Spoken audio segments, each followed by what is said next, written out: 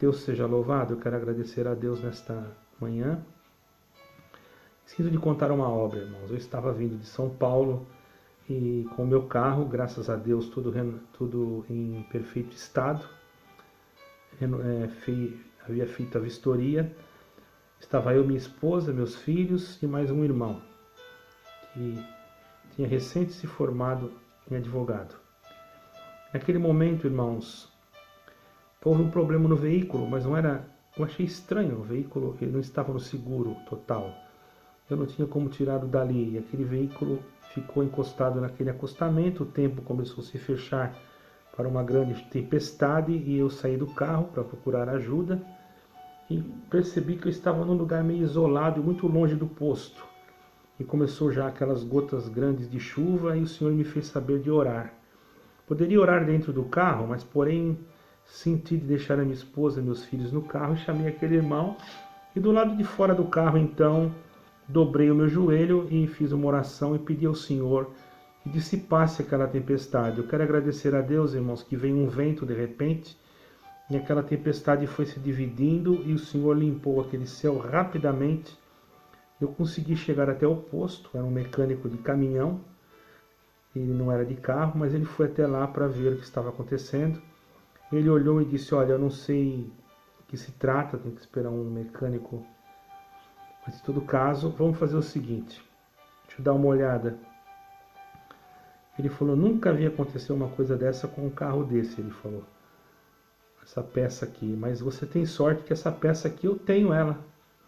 Eu falei: sabe por que aconteceu isso? Ele falou: por quê?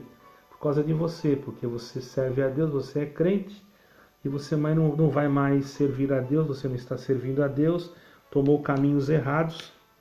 Então Deus fez o meu carro parar justamente aqui, para te dar um conselho, para você buscar ao Senhor Jesus. E ele ficou assustado e falou: é verdade, isso tudo está acontecendo comigo, eu vou arrumar esse carro agora, mas eu quero uma coisa sua. Ele falou para mim. Eu falei: o que é? Eu quero que o senhor vá na minha casa, porque minha mãe está passando muito mal, já tem umas pessoas lá, eu estou preocupado, já ia para casa, porque eu estou preocupado com a saúde da minha mamãe. Eu falei: tá bom, arrume que nós vamos lá. Então ele arrumou aquilo, irmão, foi questão de meia hora mais ou menos, ele conseguiu, deixou tudo em ordem, o carro voltou a funcionar normalmente, colocamos ele no carro e fomos até a sua casa. Quando ali chegamos, irmãos, realmente encontramos a sua mãe numa situação difícil, na cama, várias pessoas ali. O Senhor me deu a graça de dobrar o meu joelho e apresentar aquela senhora nas mãos de Deus.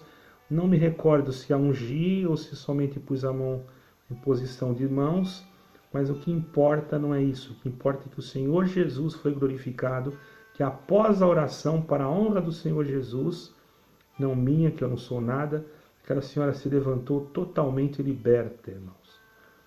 Então, no momento que muitas das vezes nós achamos que Deus não nos ouve, que estamos numa encruzilhada, ou que aconteceu alguma coisa que não deveria ter acontecido, às vezes aquilo que aconteceu era para nós, vamos dizer assim,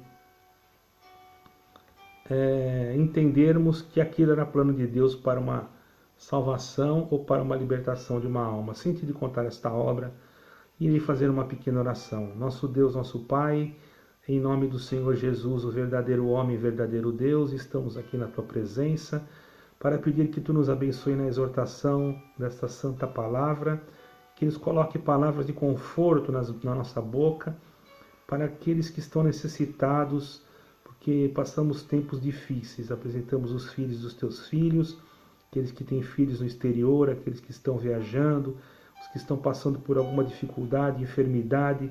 Depositamos todos nas Tuas mãos, Senhor. Perdoa-nos do pecado, perdoa-nos do mal, perdoa-nos de tudo aquilo que não é agradável a Ti. E nós não queremos aqui, Senhor, ferir ninguém, apenas queremos transmitir o Evangelho de Jesus Cristo, o nosso Salvador, o nosso Deus, o nosso Senhor, que reina para todos sempre em glória. Amém e amém. Irmãos, nós vamos ler no livro de Atos dos Apóstolos, a partir, irmãos, a partir do capítulo 7, a partir do versículo 47, irmãos. Vamos ler alguns versículos. E Salomão lhe edificou casa, mas o Altíssimo não habita em templos feitos por mãos dos homens, como diz o profeta. Somente até aqui. Vou repetir. Salomão lhe edificou casa, mas o Altíssimo não habita em templos feitos por mãos de homens, como diz o profeta. Irmãos, nesse livro de Atos dos Apóstolos, se nós começarmos desde o início, nós vamos ver, irmãos, aqui que houve aqui, irmãos, uma referência, no capítulo 6 já começa, a respeito de Estevão, que foi o primeiro mártir, não é? E nesse mesmo capítulo, irmãos, também, nós vamos perceber que o servo de Deus que escreveu esse livro, não é? Ele relatou aqui no versículo 52 que haviam perseguido os pais daqueles que haviam apedrejado Estevão, também haviam perseguido os profetas. Diz aqui: a qual dos profetas não perseguiram vossos pais, até mataram os que anteriormente anunciaram a vinda do justo, do qual agora fostes traidores e homicidas. Isso está no versículo 52. Então eles eram homens religiosos, mas eram homens de um coração duro, irmãos, que não compreendiam as coisas, achavam que o templo era tudo. Eles já estavam com eu acho que a palavra seria uma templocracia, uma idolatria pelo templo. Não é diferente hoje, irmãos. Muitos adoram templos de pedras. Logicamente, irmãos, que nós, se formos um grupo muito grande, como poderíamos nos reunir se não tivéssemos um lugar? Eu não sou contra nós termos um lugar. Mas, irmãos, vejamos, não se deve adorar aquele lugar como sendo o templo do Senhor, porque o templo do Senhor é o nosso coração. Nós somos templos, onde o Espírito Santo habita. Diz assim a palavra em Apocalipse: eis que eu estou à porta e bato. Se vós abrirdes, eu entrarei. Bendito é o nome santo do Senhor. Estarei convosco, e vós estareis comigo, e eu cearei convosco, e vós também ceareis comigo. Disse aqui no livro de Apocalipse. Está bem claro, irmãos, para quem quiser ler. Bendito seja o santo nome do Senhor. Aleluia. Então, irmãos, vejamos que já é bom que se leia o livro de Apocalipse. Tem muitas coisas interessantes que estão se cumprindo agora nos nossos tempos. Tem muitos mistérios, irmãos, que nós estamos vendo se cumprir agora. Entende, irmãos? Porém, irmãos, eu não vou entrar. Eu ia entrar aqui no assunto de Apocalipse, mas vai ficar muito profundo. Vai demorar muito o vídeo. Então eu vou deixar isso para outra oportunidade. Eu quero dizer o seguinte: o teu coração é templo do Espírito Santo. É logicamente que nós temos que cultuar a Deus. Temos que ter um lugar. Se nós não temos um lugar para nós cultuarmos a Deus, nós temos a nossa casa. O Senhor Jesus, quando chegou, irmãos, diante do templo pela primeira vez, já houve um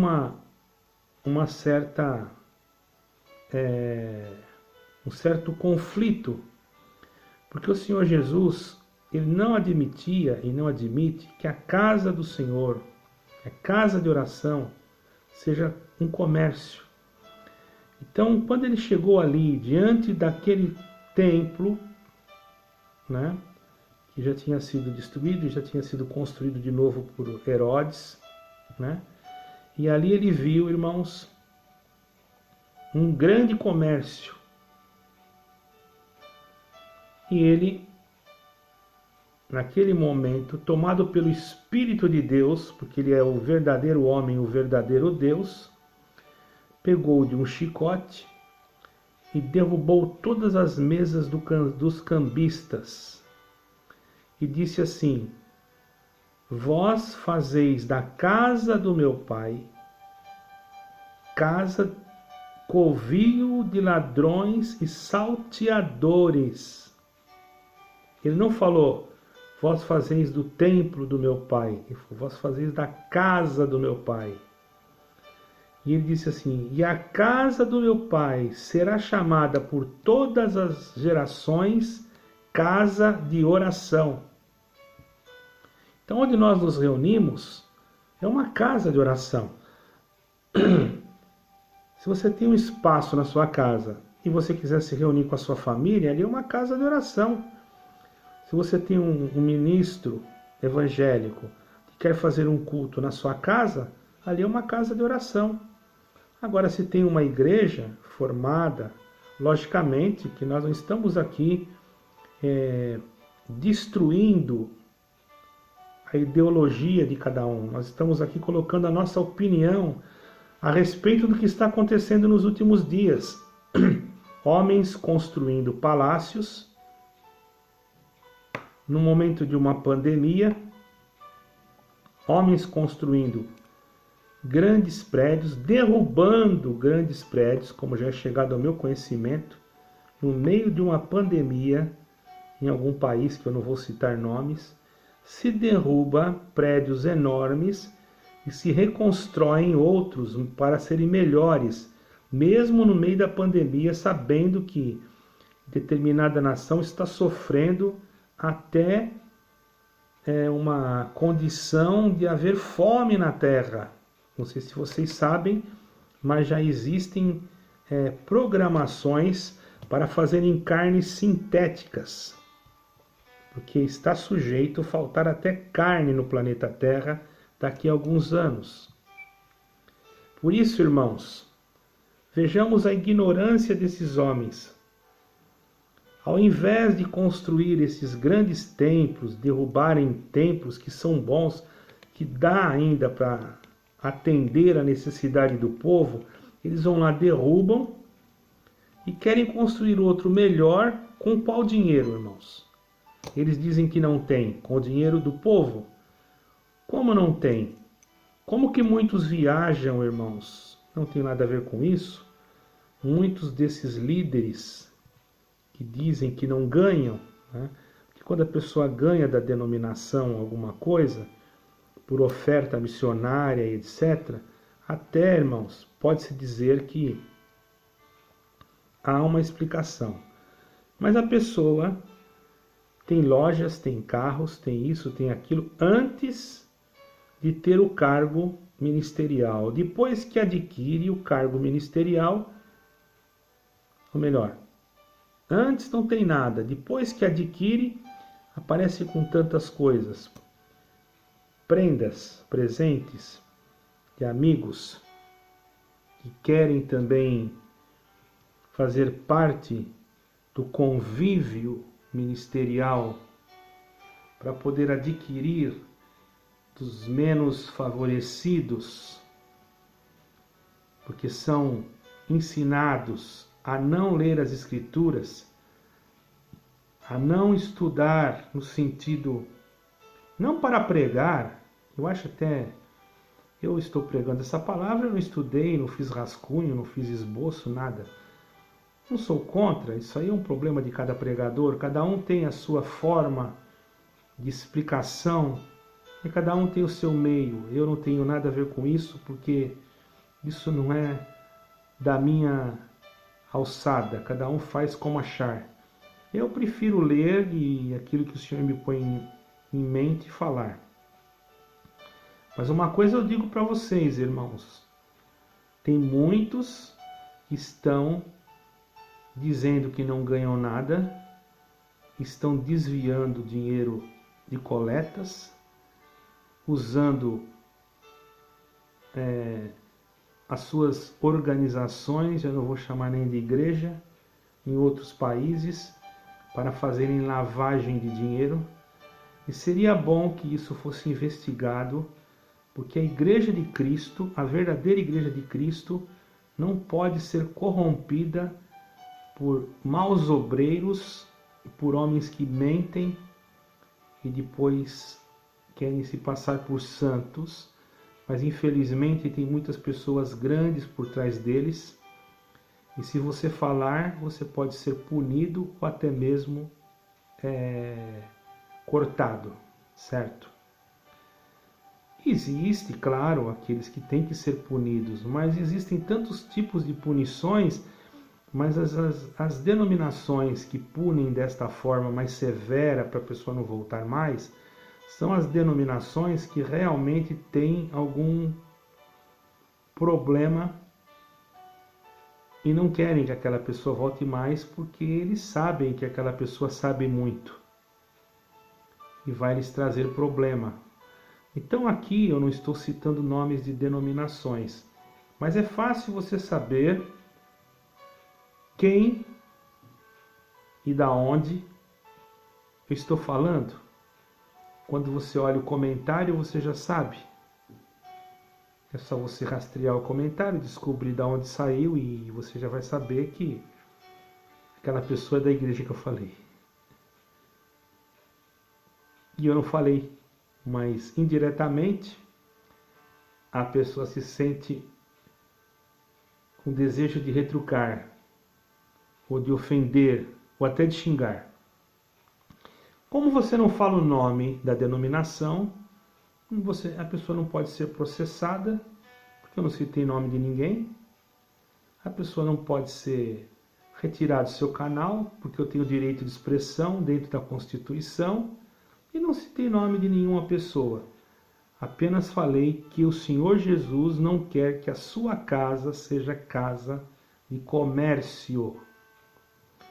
E essas pessoas, geralmente, irmãos, que agem desta forma, não, aqui nós não ganhamos nada, condenam as outras denominações que são sinceras. Não, nós aqui trabalhamos para o Senhor, mas nós temos a nossa ajuda aqui da igreja, a igreja sabe que está nos ajudando, não é nada encoberto. Não estou falando desses. Fui em várias igrejas que as pessoas são ajudadas. Toda a irmandade faz, todos os irmãos sabem e fazem e ajudam com o maior prazer, irmãos. Eles não negam, não. Porque eles sabem que aquela pessoa está disponível 24 horas para a igreja. Não é melhor falar a verdade? A igreja sabe, a igreja não critica. Quem critica são aqueles que falam que não faz e estão fazendo escondido. Mas a igreja sabe. Eu fui numa igreja e o pastor falou, eu tenho uma ajuda de custo de tanto por mês para mim me manter. Achei bonito. E a igreja sabe. A igreja sabe e a igreja ajuda. E a igreja não reclama. Mas a igreja não está certa? Claro que está. A igreja sabe.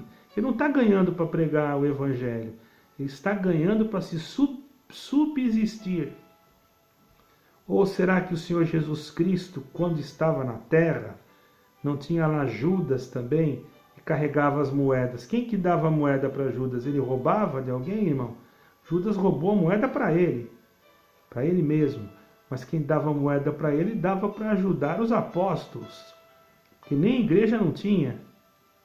Então quer dizer que ajudar uma pessoa que vai numa missão, ou num trabalho na obra de Deus, um trabalho espiritual lá para a África, lá para uma oferta missionária, não tem problema nenhum, não está fora das Escrituras. Se Paulo não quis, é porque ele trabalhava e fazia as tendas, mas ele foi ajudado, porque não era sempre que ele podia trabalhar e fazer as tendas, irmão. Você está no seu trabalho, se chama você para um funeral, como é que você faz? Você vai no funeral? Aí eu peço pro meu patrão. E se ele falar pro seu patrão falar, não, você não pode ir, como é que você faz?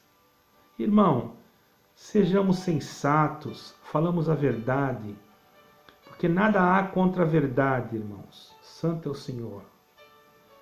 Até os sacerdotes no passado, irmãos, levitas, eles recebiam o 10º da colheita, não do dinheiro, mas da colheita, para se alimentarem. Mesmo porque eles não precisavam do dinheiro, porque tendo comida e tinha alimentação, eles não pagavam luz, não pagavam água.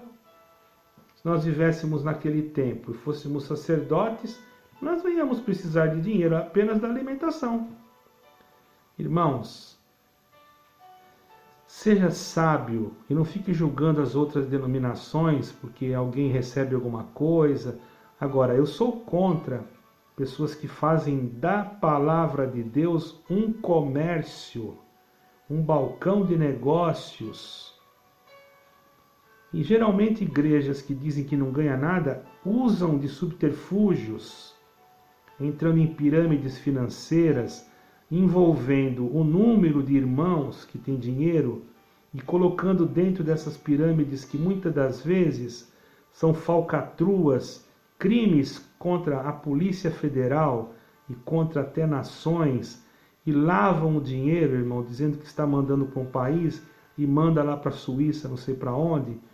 Isso aí é crime, irmão. Então, irmãos, cuidado, o fim está próximo. Que o teu coração seja o templo do Espírito Santo, irmão. Irmã, por isso continue sendo o que você é. Verdadeira, fiel. Cuide dos teus filhos, da tua casa. Se eles estão fora do Brasil, ore por eles. Não deixe eles sozinhos. Sempre dentro da oportunidade, converse com eles. Eu conheço irmãs aqui no canal que têm filhos nos Estados Unidos, outros no Japão, outros em outros países. São pessoas idôneas, são pessoas que têm o coração bom. Então continue dando o seu amparo. A minha filha, você pode dizer, a minha filha está num caminho meio tortuoso. Não despreze-a, abrace-a. Não faça como esses homens que cortam, jogam fora o filho dos outros, mas os deles eles escondem para que o povo não saiba, entendeu? Faça como o Senhor Jesus ensinou, abrace e ame. Sabe qual o melhor remédio para o desprezo? É o amor. Quando você mostra o amor, quando você demonstra o amor, você consegue restaurar uma alma. E você, mãe, e você, pai, não joga o teu filho fora porque o líder da tua igreja falou que ele não serve mais para nada. Não deixe de saudá-lo. Ah, eu não vou mais te saudar. Uma vez numa denominação, o irmão teve a coragem, a impetulância de dizer em cima do púlpito que o filho dele ele não ia saudar mais, porque não era digno da vida eterna. Para mim, uma pessoa dessa, irmão, não serve nem para limpar banheiro de igreja, quanto mais para atender culto. Ele não é Deus para saber se o filho dele vai ser salvo ou não. Nós não estamos aqui para julgar ninguém, certo? Eu não admito essas coisas. Eu, no meu ministério de ancião, que eu me considero ancião, não por institucionalmente, embora eu estou em comunhão com a casa de oração, certo, irmãos? Todavia, dentro do meu sentimento espiritual, eu não aceito, posso estar errado, de condenar ninguém. Aceito sim de abraçar e de tentar restaurar. Agora cada um pense como quer. Ah, então você é cobridor de pecado, é um pecador? Não. Eu não sou cobridor de pecado. Quem cobriu o pecado foi Jesus Cristo, não fui eu. Lá na cruz, ele tomou o teu pecado, o meu e de todo mundo e levou sobre ele. Imagina uma tonelada de pecado em cima do Senhor e o Pai olhando para ele e de repente o Pai não vê mais ele, só vê o pecado. Aí o Pai se afasta dele, sendo que ele era o próprio Deus. E Deus se afasta do próprio Deus. Dá para entender uma coisa dessa? E ele disse, Eli, Eli, lama sabachthani, Deus meu, por que me desamparaste?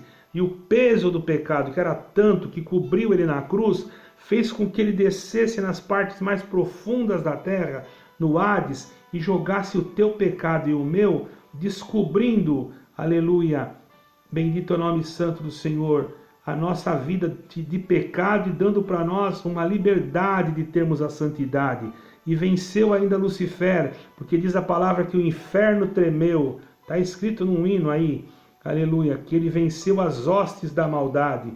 E quando tremeu o inferno, Lucifer caiu de joelho e teve que lhe entregar a chave da morte e do inferno. Lê lá em Apocalipse, quando o Senhor Jesus chegou diante do Pai, se apresentou, já depois de ressurreto, de ressuscitado, ele diz: eis aqui, Pai, eis que está consumado, eis aqui a chave da morte e do inferno. Por quê? Porque Lucifer teve que entregar para ele, porque ele venceu tudo por causa de você. E agora você não quer perdoar o pecado do teu filho? Que pai que você é? Você tem que aprender a ser pai. Quem não sabe perdoar, como quer ser perdoado, irmão? Quanto à salvação, não pertence a você e nem a mim. A salvação pertence a Jesus Cristo. Porque não fui eu e nem você que morreu. Então você precisa ter um pouquinho de vergonha aqui na sua, entendeu? E lembrar, sem Jesus Cristo não tem salvação. Não é a placa da denominação que você serve que é a graça. Sabe o que quer dizer graça? É favor imerecido. Quantos que estão lá dentro da tua denominação que são santos? Conheço profetas de Deus que não podem pregar mais, que não podem orar mais, que não dão-lhes oportunidade porque tem o dom de Deus. Às vezes não fez nada, mas porque pregou, Deus fez um milagre. Você não queira saber, uma vez Deus me deu a graça de pregar numa igreja e ungir um irmão que estava paralítico de uma perna, e ele saiu andando, irmão, para a honra e glória do Senhor. Quanta luta, quanta perseguição, me chamaram até de mentiroso, até o dia que aquele irmão foi congregar onde eu estava. E ele se levantou e agradeceu a Deus, que Deus tinha preparado que um servo daquela igreja tinha ido orar por ele, e ele voltou a andar. Irmão, eu não queria isso, mas alguém que tinha me chamado de mentiroso estava sentado ali no primeiro banco, teve que engolir o caroço do abacate, irmão.